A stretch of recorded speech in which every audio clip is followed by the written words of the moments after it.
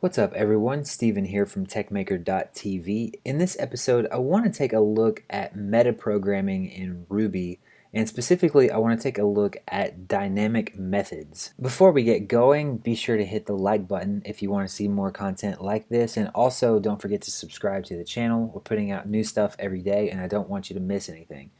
That said, let's go ahead and jump into some code. So yesterday we created a little program that will analyze some New York City apartment rental data from an app called StreetEasy, and I'll link down to that in the description if you want to check that out. And what we ended up with was there's essentially, there's this let me actually make this a little bit bigger. There's no reason to have all that scrunched up right now. So there's this data.csv file, and it's got all of these attributes, and then there's about I think there's exactly 5,000 entries, so 5,000 rows. So what we were able to do with this, I created this rentals class, which includes enumerable and does all this stuff. So basically what we can do is over in our terminal, if we open up IRB and we require, hit something wrong there. Let me clear that again. If I go IRB and I require rentals.rb here, and then we do rentals.new, that's going to put out a bunch of information there, and then we'll say rentals equals underscore.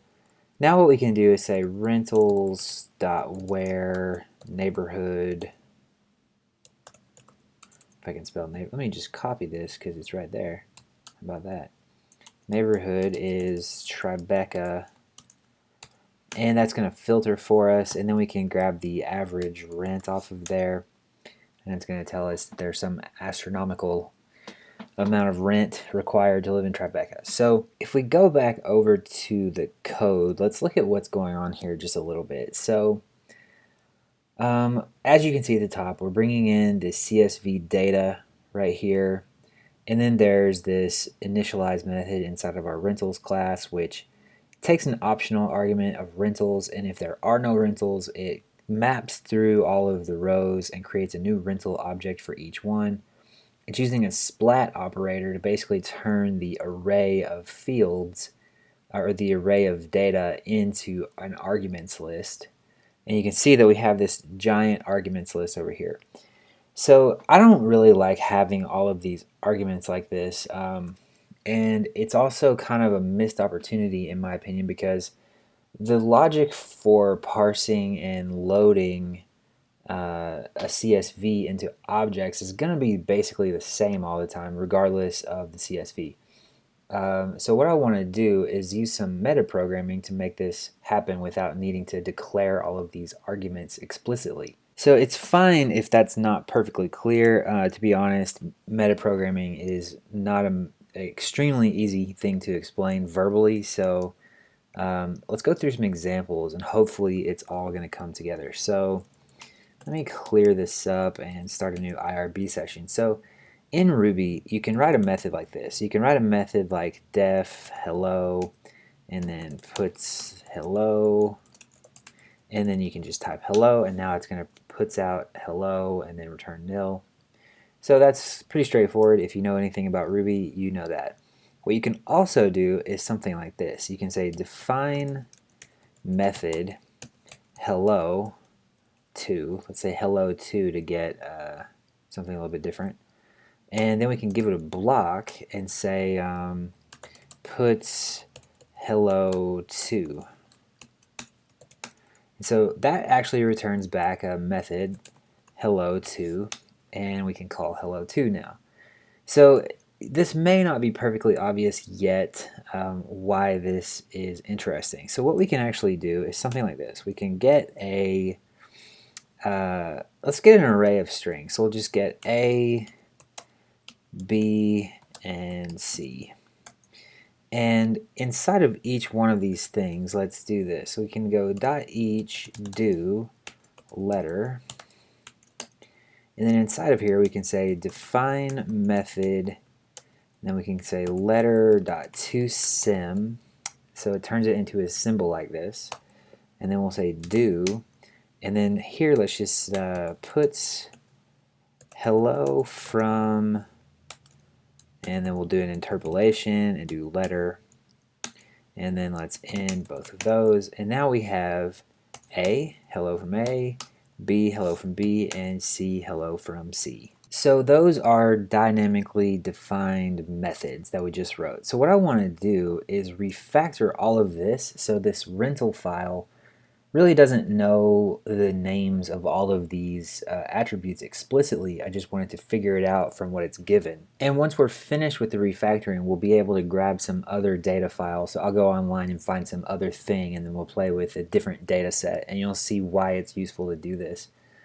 So to start though, let's just kind of step through this iteratively. So I'm gonna, let's see, what we can do is open up, this is kind of a esoteric way to do this in some people's opinions. So this is a side point, but let's talk about it really quick. So you can define class methods in two ways.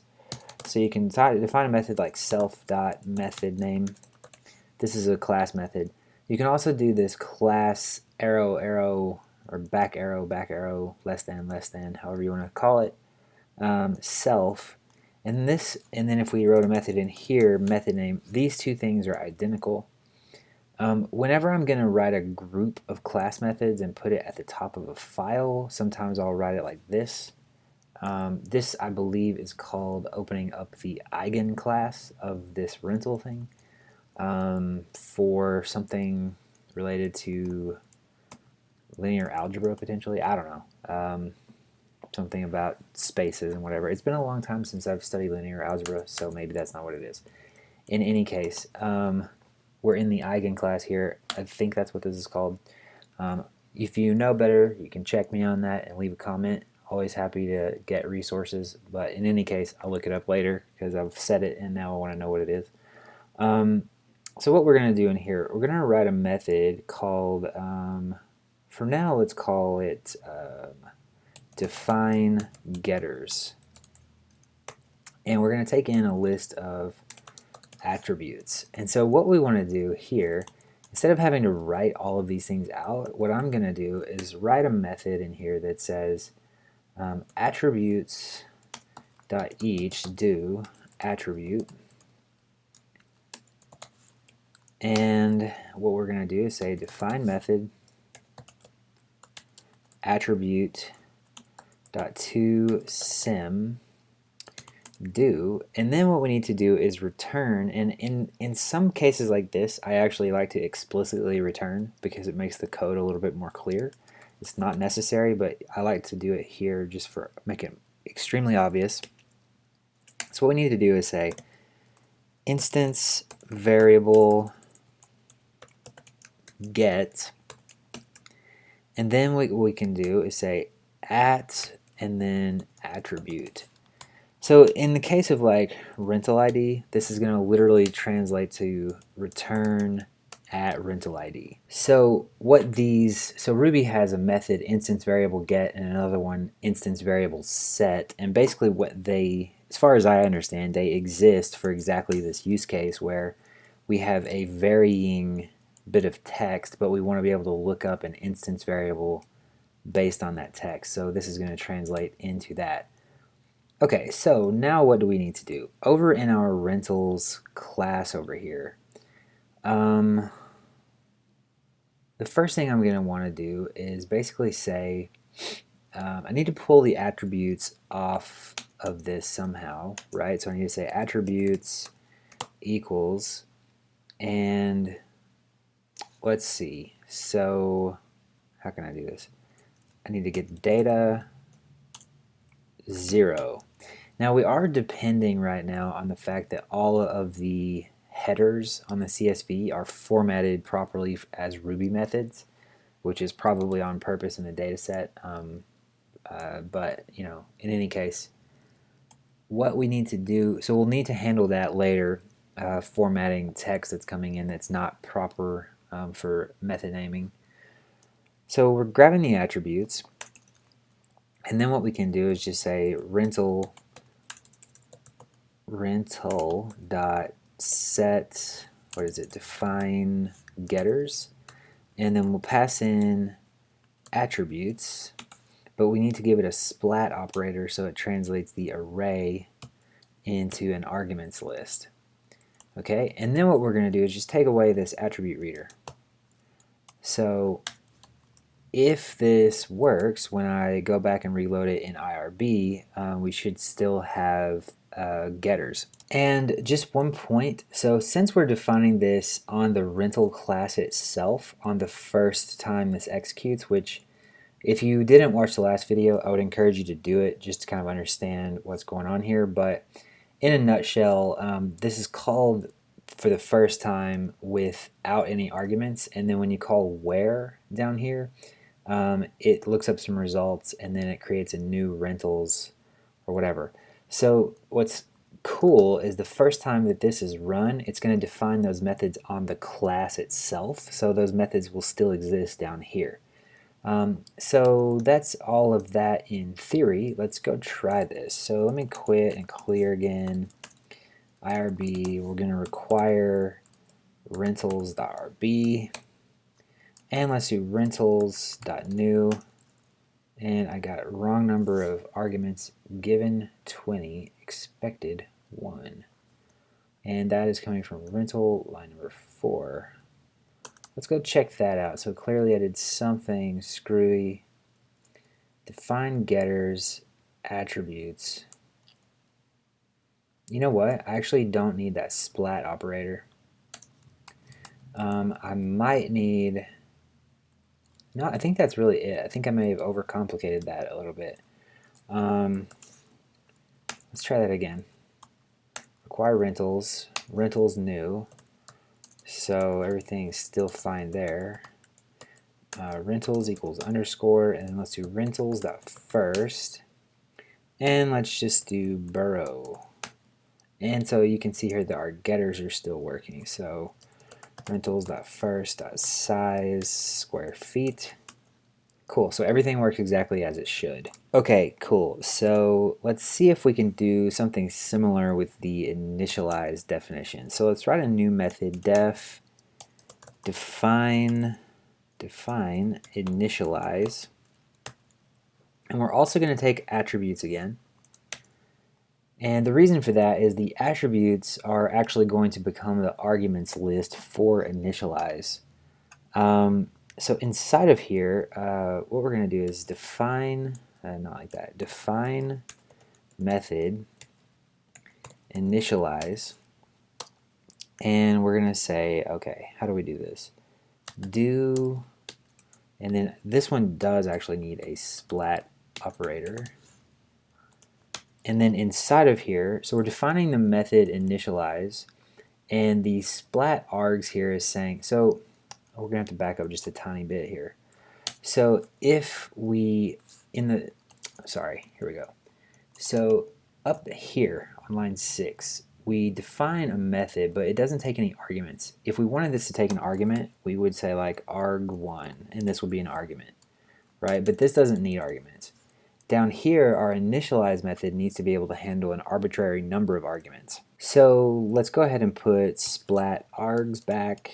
And you know what, before we keep going, because I always like to make sure that we kind of explain things as best we can. So let's come in here and let's define a method, test, and it's going to take splat ABCD. Or let's stick with args. We could call this whatever we want in theory. And then what we're going to do is say args.each do arg, and then we'll puts arg like this, right? So then if we do test, we get an empty array.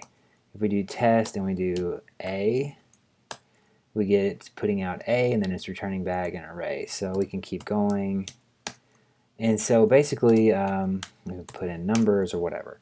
So you can see that basically the splat args right here will turn args into an array of arguments. Simple enough. If when in doubt, play around in IRB and see if you can figure it out. So we're basically doing that here, but it's kind of got a funny look to it because it's in this do block thing. So what we want to do, because the args are going to be this list of arguments coming through, what we're going to want to do is say, okay, when we initialize you got to kind of think about what's going on with the object. So this is going to require a little bit of explanation. But over here, when we call rental.new, this is what we're calling with initialize. And we're passing in data, so it's basically a row of data, and the splat D translates that into a list of arguments. Okay, so we got to think about what is happening up here. So when we define initialize, what we want to do, so the args is basically saying like accept the list of arguments provided to you. So this is going to be a little bit confusing probably until we see it in person, until we see it in on the screen played out. So let's go ahead and just kind of work through it. So basically what I'm going to do is say attributes.zip args, and what this is going to do, and this is essentially what this is going to do, is package up well, again, back to IRB. It's easier to show than actually explain via saying it. So let's say I have 1, 2, 3, and that's an array, and I want to basically mix that together with another array. If I do .zip and I do A, B, C, what's going to happen is I'm going to get a new array that is made up basically of mixing the two arrays together bit by bit. So think of it like a zipper, right? Like these are the two sides of the zipper, and you zip them together, and now they're joined. So what's going to happen over here is I'm going to say attributes.zip args. So I'm taking this raw list of attributes, and then I'm taking the arguments. So I'm going to have like rental ID is going to be in the first slot, and then the actual rental ID is going to be in the second slot. Building ID is going to be in the next little array, and then the actual building ID, like the number 4 or whatever it is going to be in the next slot. And then what we're going to do is say zip those together, do attribute. So now it's well, let's see, it's going to be attribute value like this, I think. So we're basically saying we can access the first element from the attribute variable, and the value is going to be the second thing. I apologize, I'm not explaining this very well, but let's take a look at what we can do here. So if we do .each do number letter, what we can do is say puts number is number, and we can put letter is letter, and I need to put a pound sign there, not a quote, and let's see what happens. So you can see what happens as we loop through the zipped thing. This is our array that we're looping through, and because there's two elements, I can declare them like this, where this is the first element, that's the second element. I'm trying to take the time to kind of explain some of this stuff just in case you're following along from the tutorial yesterday and you're really confused, because this is significantly more complicated. So what I want to do now is say instance variable set, and I'm going to do something similar to what I did above. I'm going to say at, and then interpolate the attribute, and then I'm going to give it the value. So we're defining a method with the args. So the args are going to be provided from here. So rental.new, and then this splat D, that's the args. So the args are going to come in. We're going to take the attributes, we're going to zip those together with the args, and we're going to loop through that zip, and we're going to end up with an attribute which we're defining, and then a value which we're going to associate with that attribute. So yes, it does look complicated, but now I believe we should be able to get rid of all of that. And make sure I haven't deleted anything I shouldn't, and I think that should be good. So the only thing I need to do now is say define initialize right here. Define initialize, and you'll notice like when we run this thing, we don't really know what the args are or anything like that. So when we call define initialize, it's just saying, hey, you should expect to receive some list of arguments, and when you do, zip those together with the attributes that you get here. So this is, if you really dig into what's going on, it's pretty crazy what's happening, but it makes our life a little bit easier. So let's go back and let's quit and clear, and then open up IRB again.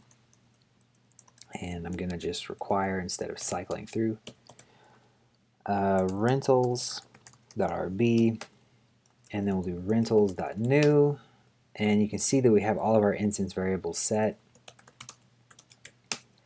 And let's do rentals.first.submarket, and so everything works exactly as it did. So this is really cool, and we have not manually hard-coded all that stuff, but we're not done here, so we've got a couple other things to do. So let's go over to the code again, and let's go down to this average rent method. So what I want to actually do is rework this. So I want to be able to say mean attribute. No, I don't want the, yeah, that is what I want, just kidding. I do want the mean.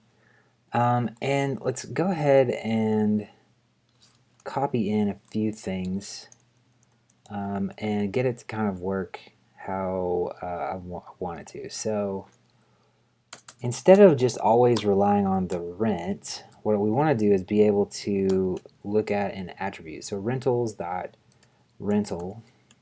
You'll see what I mean in just a second. I'm not doing the best job explaining things today. But what we're going to do, this is a different sort of, it's metaprogramming, but it's a different kind of topic where we're dynamically calling methods. So we're going to say rental.send attribute, like that. And in here, we're going to go ahead and convert this to a floating point number. And so we don't need that. So what are we doing? So like, for example, if we pass in rent, this is going to say rental.rent.toFloat. And then we want to reduce with the plus, just like we did above, and then divide by rentals.count, just like that. So I'm going to go ahead and delete this average rent method. Okay, so let's go try that mean method, right? So let's quit, clear, IRB, rentals equals rentals.new. And we're going to do rentals, and let's do mean rent. And we get the correct answer, I think. Let's do rentals dot where neighborhood is Tribeca. And I think that's what we were looking at earlier, pretty much. I'll have to go back and check, but it was something like that. So my best understanding right now is that this works as we want. So why do we want to do this? So if we go back over to the code, there's really not anything in here anymore that has to be particularly specific to rentals. So this really is more of just like a data parsing library. So earlier I kind of worked at this a bit just to kind of get a decent idea of what I was doing. So I'm going to go ahead and copy just a couple of lines from this. I'm not going to go all the way to the refactoring that I did earlier today on my own. But what I want to do is basically paste those in. So what this is going to do is strip any kind of special characters out of our column headers and make sure that they're appropriate for being Ruby method names. And then I'm just extracting this right here into the table. So we have essentially attributes at the top and then the actual table of data. And then what I want to do here is say table.map do row. So this is a little bit more, it's better named. I'm not going to change all the naming for rentals. I think what I'm going to do is roll out a little gem because this if you take this a little bit further, this is actually going to be handy for some of the work that I'm doing on some other projects. So I'll make that available if anybody wants to check it out. But what I'm going to try to do is download some other data, and let's see what we can find. So let's just open up a new window here, and let's do Chicago crime data. And let's download this data set and just kind of see what happens when we pop it in. Maybe, if it's not too slow. Okay, so 2020, I don't want all of it, I just want a little bit of it. So I just want this 2020 data, I think. So let's save this. And hopefully this doesn't take very long, but I'm going to go ahead and stop the video until it's finished. Okay, so I'm back in my code, and I want to make sure I correct one thing really fast. I copied this from somewhere else, and that needs to be data right there, and that also needs to be $ data right there. But you'll notice that I now have this crimes.csv. I'm not even going to look at what's in there. So really, this is a live experiment. I don't know what's going to happen here. So let's change that to be, we're going to load the crimes.csv. Now, of course, all of the variables and stuff are still called rentals, so that's a problem, so we would need to rename all of that, but let's see what happens regardless. Okay, so let's just give it a shot. I'm going to close the browser because I don't need that. I'm going to pull back open the terminal, quit, clear, IRB, require, rentals. Now, I don't actually know how big that data set is, so for all I know, it's giant. And based on how long that took to load that file, it may already be loaded in memory, so maybe it's fine. Rentals.new. Let's see here. Let's just see what happens. It may be too big. That's a lot of data. So rentals equals underscore, or let's call it crimes, because that's what it is, right? Crimes equals underscore. So we need to rename all the rentals nonsense in there. Well, it's not nonsense. We just need to rename all the stuff because that's not what it is anymore. So first of all, let's do crimes.count. So it's 125,000. So let's actually play around with this a little bit. So crimes.first dot public methods false dot sort. So let's see what kind of methods we've got. So we've got arrest, beat, block, case number, date, and so on and so forth. Now we don't actually have anything in here to take the average of necessarily. So that's kind of not great. But let's just have a quick play with this. So primary type battery.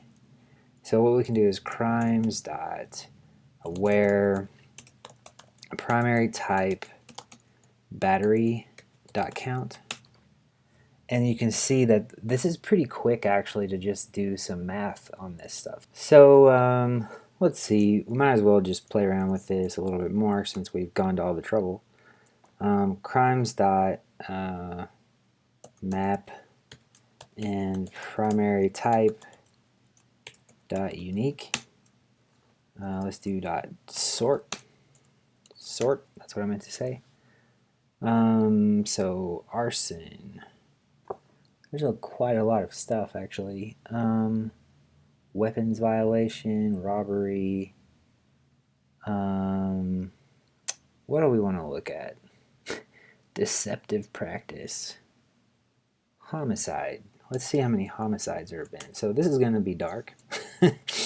Primary type is, so this is in 2020 so far, and today is like August something 2020. So 472 homicides so far this year. So yeah. Anyway, so I think that's about it. I mean, that's everything I wanted to cover. Like I was saying, I think we're gonna play around with turning this into a little library. So we won't have rentals anymore, it'll be something else, but in any case, I think this is kind of cool. So I don't know what numbers I was thinking that dataset was going to have, but I was hoping to have something where I could use this mean method, but what I think I'm probably going to do is like actually work out a bunch of like kind of stats, like basic stat stuff and get in here, and yeah, maybe it'll be like a really simple version of something like pandas in Python. And before anybody tells me, yes, I know you can use pycall and pandas in Ruby, and I've done that quite a bit. So, and it's great, but honestly, deploying that stuff in production was a gigantic headache. So, if you don't need all of that, I would think that something like this, if it works, would be nice. And there's probably already something like that, but I'm building it for my channel, so why not? At any rate, I think that's going to be it from me for today. So as always, if you like this video, please give it a thumbs up. And if you haven't, you've watched up to this point, so you have to like me a little bit. So go ahead and subscribe to the channel if you haven't. And I will talk to you in the next episode tomorrow.